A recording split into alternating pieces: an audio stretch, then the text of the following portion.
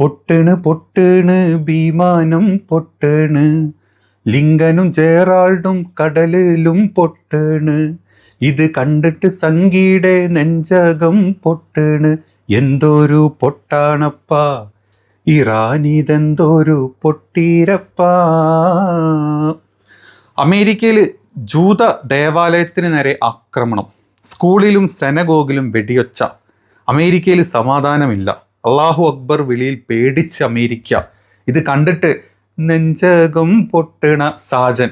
എൻ്റെ പൊന്നു സാജ, അമേരിക്കയും ഇസ്രായേലും ഈ പറഞ്ഞ ഇസ്രായേലിലും അല്ലെങ്കിൽ ഈ പറഞ്ഞ ഇറാനിലും ഈ പറഞ്ഞ ലെബനോനിലും ഈ പറഞ്ഞ ഗസയിലും ഒക്കെ പൂത്തിരി എത്തിക്കാനല്ലല്ലോ പോയത്, ഇനി കേക്ക് കൊടുക്കാനും അല്ല പോയത്, അവിടെ പൊട്ടിക്കാനല്ലേ പോയത്.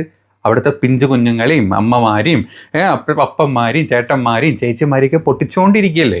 അപ്പോൾ അങ്ങനെ പൊട്ടിച്ചുകൊണ്ടിരിക്കുമ്പം ഇതിൽ ടെൻഷൻ അടിച്ച് അല്ലെങ്കിൽ ഇത് കൂടെ ഉള്ളവർ മരിക്കുന്നത് കണ്ടിട്ട് അമേരിക്കയിലും പോയിട്ട് ചില ആൾക്കാർ പൊട്ടിക്കൂലേ.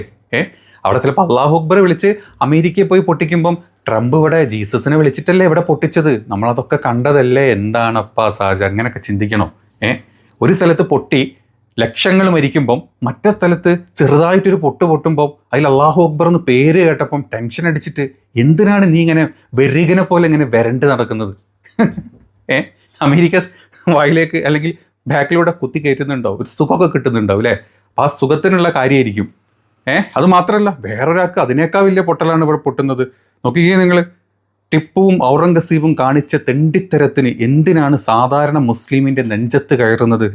എല്ലാ മുസ്ലിങ്ങളും തീവ്രവാദികളാണോ?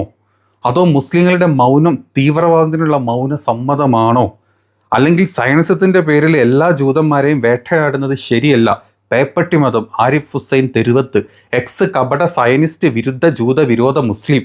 താഴത്തുള്ള പോസ്റ്റ്, അമേരിക്കയിലെ ജൂത ദേവാലയത്തിന് നേരെ ആക്രമണം.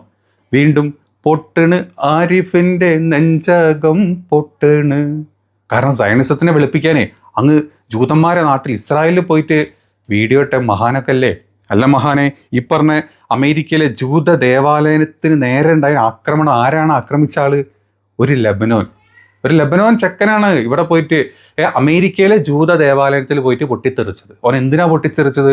ഓൻ്റെ കുടുംബം മൊത്തം കഴിഞ്ഞ ദിവസം ലെബനോനിൽ ഇതേ അമേരിക്കയും ഇതേ ഇസ്രായേലും കൂടെ കൊന്നുകളഞ്ഞു, ബോംബിട്ട് കൊന്നുകളഞ്ഞു. അപ്പോൾ പിന്നെ അവൻ അമേരിക്കയിൽ വന്നിട്ട് ട്രംപിൻ്റെ ആസനത്തിൽ നീയൊക്കെ നക്കി കൊടുക്കുന്ന പോലെ അല്ല അണ്ടി താങ്ങുന്ന പോലെ താങ്ങണോ? ഓൻ പൊട്ടിക്കൂലേ? ഓൻ അള്ളാഹു അക്ബർ വിളിച്ച് പൊട്ടിക്കുമായിരിക്കും, ഓൻ ചിലപ്പോൾ ജയശ്രീരാം വിളിച്ച് പൊട്ടിക്കും. അത് അവൻ്റെ ഇഷ്ടമല്ലേ.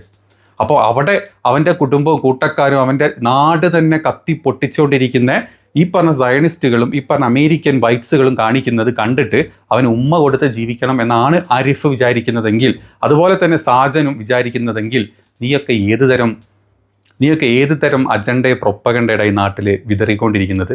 നിൻ്റെയൊക്കെ വീഡിയോൻ്റെ താഴത്ത് വന്നിട്ട് പേപ്പട്ടി മതം എന്നും വിളിച്ചിട്ടും നിൻ്റെയൊക്കെ വീഡിയോൻ്റെ താഴത്ത് വന്നിട്ട് ജയ് ഇസ്രായേൽ ജയ് അമേരിക്ക വിളിക്കുന്ന സകല നാറികളോണ്ടാണ് ചോദിക്കുന്നത്. ഇവിടെ പൊട്ടുമ്പം അത് പൂത്തിരി, അവിടെ പൊട്ടുമ്പോൾ നെഞ്ചിന് പൊട്ടുന്നു. അമേരിക്കയിൽ പൊട്ടുമ്പോൾ ജീവൻ, അള്ളാഹു അക്ബർ, ജീവിതം. അല്ലെങ്കിൽ അവിടുത്തെ ആൾക്കാർ സയനിസ്റ്റ് പള്ളിയിലാണ് പൊട്ടിച്ചത്.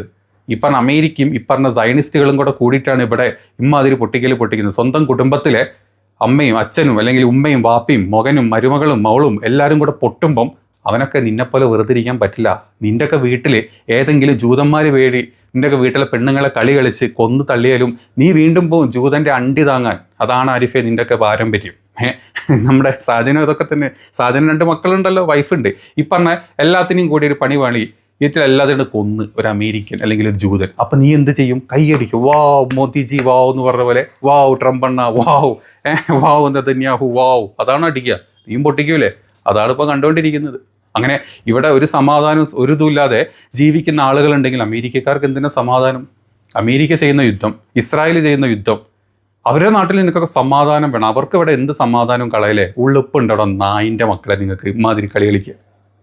ഏതായാലും ഇതല്ല ഞാൻ പറയാൻ വന്നത്. ഇത് കണ്ടതുകൊണ്ട് ഒന്ന് പറഞ്ഞു പോയെന്നേ ഉള്ളൂ. നമ്മൾ തുടക്കത്തിൽ പാട്ടിൽ പറഞ്ഞ പോലെ പൊട്ടണ് പൊട്ടണ് വിമാനം പൊട്ടണ്. പക്ഷെ അമേരിക്കക്കാർ സമ്മതിച്ചു തരൂല. പൊട്ടിയതൊന്നും ഞങ്ങളുടെ വിമാനമാണെങ്കിലും അത് ഞങ്ങൾ പരസ്പരം വെടിവെച്ചിട്ട വിമാനങ്ങളാണ്. അതുകൊണ്ട് ഞങ്ങൾ അങ്ങനെ പെട്ടെന്ന് അങ്ങോട്ട് സമ്മതിച്ച് തരൂല എന്നാണ് നമ്മുടെ അമേരിക്കയുടെ സെൻട്രൽ കമാൻഡ് ഇപ്പം വന്നിട്ട് പറഞ്ഞിട്ടുള്ളത്. നിങ്ങളെല്ലാവരും കണ്ടു കാണും. നമ്മൾ രാവിലെ ഒരു വീഡിയോ ഇട്ടിരുന്നു, ഇത് ജെറാഡ് ഫോർഡ് പൊട്ടിയത്. അതിനുശേഷമാണ് അമേരിക്കയുടെ വിമാനം പുലർച്ചെയാണ് പൊട്ടുന്നത്. പിന്നെ കുറച്ച് മറ്റ് തിരക്കുകളായതുകൊണ്ട് ആ വീഡിയോ ഒന്നും ചെയ്യാൻ പറ്റില്ല. ഏതായാലും ചെയ്തു പോകാം എന്ന് കരുതി. അതായത് അമേരിക്കൻ സൈനിക വിമാനം പടിഞ്ഞാറൻ ഇറാഖിൽ KC-135 റീഫ്യൂലിംഗ് വിമാനം തകർന്ന് US സെൻട്രൽ കമാൻഡ് തന്നെ സ്ഥിരീകരിച്ചു. 6 ക്രൂ മെമ്പേഴ്സ് ഉണ്ടായിരുന്നു. 4 പേരും ഡിഷും ചത്തൊടുങ്ങിയിട്ടുണ്ട്. ഇനി 2 പേര് ഗുരുതരമാണ്. ചാവില്ല എന്നുള്ളത് നമുക്ക് കണ്ടു തന്നെ അറിയാം. അതുമാത്രമല്ല, ഇന്ന് അവിടെ കൊണ്ട് തീരുന്നില്ല. ഫ്രഞ്ച് ബേസിന് നേരെ അമേരിക്കയുടെ ആക്രമണം. അതായത് ഫ്രഞ്ച് ബേസ് എന്തിനാ ഇറാഖിൽ നിന്നല്ലേ? ഈ പറഞ്ഞ അമേരിക്കയും ഫ്രഞ്ചുകാരും കൂടാണ് അവിടെ നിന്ന് കഴിഞ്ഞ 10-20 കൊല്ലങ്ങളായി ഊറ്റി എടുത്തുകൊണ്ടിരിക്കുന്നത്. അപ്പം അവന്മാരുടെ ബേസിലും കെട്ടക്കട്ടെ ഒരു മിസൈൽ ഇറാൻ അങ്ങോട്ട് തീരുമാനിച്ചു. ഒരു മിസൈൽ അങ്ങോട്ടും വിട്ടു. കൂട്ടത്തിൽ 5-8 തട്ടിപ്പോയിട്ടുണ്ടെന്നും അല്ലെങ്കിൽ 3-4 തട്ടിപ്പോയിട്ടുണ്ടെന്നും ഒക്കെയുള്ള ന്യൂസുകൾ പുറത്തോട്ട് വന്നിട്ടുണ്ട്. നല്ല കാര്യം, അങ്ങനെ തന്നെ തീരട്ടെ തീറ്റങ്ങളെല്ലാം കൂടെ. ലോകത്തിൻ്റെ പല ഭാഗത്ത് ഇതുപോലെ അധിനിവേശം കാണിച്ച് ചെന്ന് കയറി ഇമാതിരി ഉളുപ്പില്ലാത്ത പരിപാടികൾ കാണിക്കുമ്പം അതിനെതിരെ എതിർക്കാൻ ഒരേ ഒരു ഇറാൻ മാത്രമേ ഉണ്ടായിരുന്നുള്ളൂ. അതിൽ മനം നൊന്നിട്ടാണ് നമ്മുടെ GCCയിലെ സകല ഷെയ്ഖുമാരും ഷെയ്ക്കിക്കൊണ്ടിരിക്കുന്നത്. ഇപ്പം എല്ലാത്തിൻ്റെയും മനസ്സിങ്ങനെ ഷെയ്ക്കിക്കൊണ്ടിരിക്കുകയാണ്. കാരണം ഇറാൻ്റെ ഓരോ പൊട്ടും ഇവൻ്റെ ഒക്കെ അണ്ണാക്കിൽ പൊട്ടിച്ചുകൊണ്ടിരിക്കുന്നുണ്ട് സകല GCC കൺട്രീസിൽ. ഒരു കുറ്റവും പറയാനില്ല. ഇറാൻ ചെയ്യുന്നത് പറഞ്ഞത് ചെയ്തു, പറഞ്ഞതേ ചെയ്യൂ. അതവിടെ സൈഡിൽ നടക്കുന്നുണ്ട്. പിന്നെ കുവൈറ്റിലും ബാക്കി എല്ലാ സ്ഥലങ്ങളിലും ബഹ്റൈനിലും ഒക്കെ ഇങ്ങനെ പൊട്ടിക്കൊണ്ടേയിരിക്കുന്നുണ്ട്. ഒരു രക്ഷയില്ല. അതൊക്കെയാണ് ഇന്ന് രാവിലെ വന്ന ചില വാർത്തകൾ നിങ്ങളെല്ലാവരും കണ്ടു കാണുമല്ലോ. അപ്പം സത്യത്തിൽ വല്ലാത്തൊരു അവസ്ഥയിലാണ് ഇപ്പം അമേരിക്കയും ഇസ്രായേലും പെട്ടിരിക്കുന്നത്. ഇന്നലെ നമ്മൾ പറഞ്ഞ പോലെ ആരിഫും അല്ലെങ്കിൽ സാജൻ്റെയും കണ്ണീര് നമ്മൾ കണ്ടു. കാരണം എന്താണ്? ഇന്നലെ അമേരിക്കയുടെ ഒരു സ്ഥലത്ത് ഒരു തോക്കുധാരി, മുസ്ലിമാണ്, മുസ്ലിം പേരുള്ള ഒരു തോക്കുധാരി വന്നിട്ട് ഒരു അമേരിക്കൻ പോലീസ് അല്ലെങ്കിൽ പട്ടാളത്തിലുള്ള ഒരാളെ വെടിവെച്ച് കൊന്നു. ഭയങ്കര മോശമായി പോയി. ചെയ്യാൻ പാടില്ല. അമേരിക്കയിൽ അല്ലാഹു അക്ബർ എന്ന് വിളിച്ചാൽ ചെയ്യാൻ പാടില്ല. അമേരിക്കക്ക് ജീസസിനെ വിളിച്ചിട്ട് ഇവിടെ ചെന്ന് ചെയ്യൊരു കുഴപ്പമില്ല. അമേരിക്കക്ക് ട്രംപിൻ്റെ കൂട്ടർക്കും കൂടെ കൂട്ട പ്രാർത്ഥന വെച്ചിട്ട് ആദ്യം മിസൈൽ ഇവിടെ കൊണ്ടിട്ട കൂടെ 165 പിള്ളേരെ കൊന്നങ്ങോട്ട് തുടങ്ങാം. ഒരു പ്രശ്നമില്ല. സാജൻ്റെ കണ്ണീര് ഇളകൂല, സാജൻ്റെ മൂക്കള വരൂല, സാജന് ഒരു പ്രശ്നമില്ല. സാജൻ നല്ല മൃഷ്ടാന്തം പന്നിയിറച്ചും കഴിച്ച് ജീവിക്കും. പക്ഷെ അതേ സ്ഥാനത്ത് അമേരിക്കയിൽ ഒരാൾക്ക് എന്തെങ്കിലും സംഭവിച്ചു കഴിഞ്ഞാൽ അതൊരു മുസ്ലിം നാമധാരിയാണ്, പ്രത്യേകിച്ച് ഇറാനും അല്ലെങ്കിൽ ഈ പറഞ്ഞ സ്ഥലത്തുള്ള ആളുകളാണെങ്കിൽ അമേരിക്കക്ക് അല്ലെങ്കിൽ സാജൻ്റെ ഉള്ളിന്ന് ഉൾപ്പുളകം വന്ന് ആനന്ദ കണ്ണീരല്ലല്ലോ അല്ലേ, ആ പൊട്ടിക്കരച്ചിലൊക്കെ നമ്മൾ കാണേണ്ടി വരും. അത് തന്നെയാണ് ആരിഫിൻ്റെ കാര്യത്തിലും. എന്താണ്, അമേരിക്കയിലെ ഒരു ഇസ്രായേലി ജൂത സെനഗോഗിൽ ഒരുത്തൻ വണ്ടി ഇടിച്ച് കയറ്റി പൊട്ടിത്തെറിച്ച് ഒരുപാട് പേർക്ക് പരിക്കും കാര്യങ്ങളൊക്കെ ഉണ്ടായി. അത് കണ്ടപ്പം പേപ്പട്ടി മതം അവിടെ വന്നു. എന്തിനാണ് അവന് ചെയ്തത്? ഈ പറഞ്ഞ തീവ്രവാദി എന്തിനാണ് എൻ്റെ സമാധാനമുള്ള എൻ്റെ അമേരിക്കയിൽ എൻ്റെ ജൂതന്മാരുടെ സെനഗോഗിൽ പള്ളിയിലേക്ക് എന്തിനാണ് ഇവൻ ഈ കാര്യം ചെയ്തത് എന്ന് അന്വേഷിച്ചപ്പോഴാണ് മനസ്സിലായത് ഇവൻ്റെ കുടുംബക്കാരെ മൊത്തത്തിൽ കഴിഞ്ഞ ദിവസം ലെബനോനിൽ അമേരിക്കയും ഇസ്രായേലും കൂടെ നടത്തിയ ആക്രമണത്തിൽ കൊന്നു തീർത്തിട്ടുണ്ട്. അപ്പം അവന് സാധാരണ ഒരു മനുഷ്യനാണെങ്കിൽ ഉള്ള രോക്ഷം അവൻ അങ്ങോട്ട് തീർത്തു.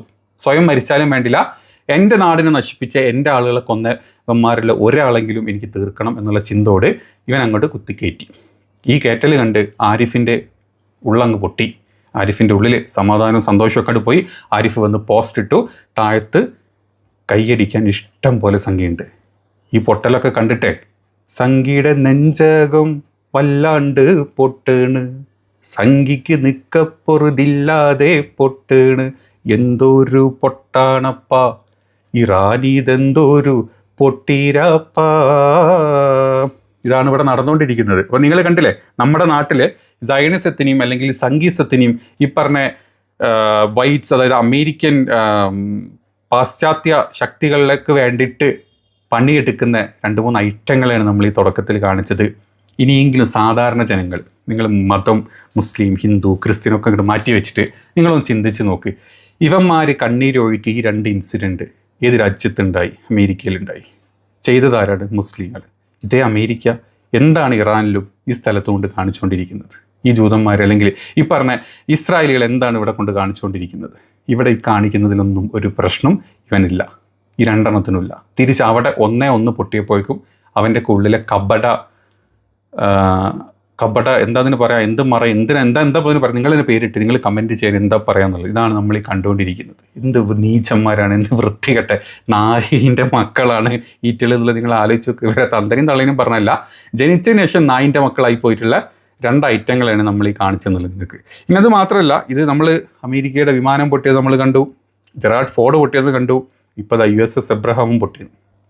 USS എബ്രഹാമും പൊട്ടിത്തെറിച്ച് ജീവനും കൊണ്ട് ഓടി എന്നാണ് പറഞ്ഞത്. ആദ്യം ഒരു പൊട്ടൽ പൊട്ടിയിരുന്നു. അത് പൊട്ടിയപ്പം 2000 കിലോമീറ്റർ അപ്പുറത്തോട്ട് ഞങ്ങൾ മാറ്റി പാർക്ക് ചെയ്തിരുന്നു.